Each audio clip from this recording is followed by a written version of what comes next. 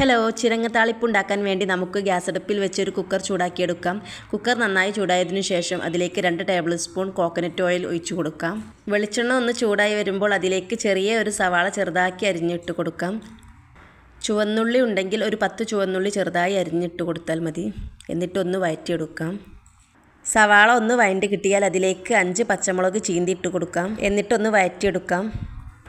ഇനി അതിലേക്ക് 3 വറ്റൽമുളക് മുറിച്ചിട്ട് കൊടുക്കാം. ഒന്ന് ഇളക്കിയതിന് ശേഷം 2 തണ്ട് കറിവേപ്പില ഇട്ട് കൊടുക്കാം. ഇനി അതിലേക്ക് 1 ലിറ്റർ വെള്ളം ഒഴിച്ചു കൊടുക്കാം. 1.5 ടേബിൾ സ്പൂൺ ഉപ്പിട്ട് കൊടുത്തതിന് ശേഷം ഗ്യാസ് ഫുൾ ഫ്ലെയിമിലാക്കി വെച്ച് കറി തിളപ്പിച്ചെടുക്കാം. കറി നന്നായി തിളച്ചതിന് ശേഷം 1 കിലോ ചിരങ്ങ ചെറുതായി അരിഞ്ഞു വെച്ചിട്ടുണ്ട്, അതിട്ട് കൊടുക്കാം. എന്നിട്ടൊന്ന് നന്നായി ഇളക്കി കൊടുക്കാം. ശേഷം കുക്കറിൻ്റെ അടപ്പടച്ച് 2 വിസിൽ അടുപ്പിച്ചെടുക്കാം. ഇനി ഗ്യാസ് ഓഫ് ചെയ്യാം. നമ്മുടെ കറി ഇവിടെ റെഡി ആയിട്ടുണ്ട്.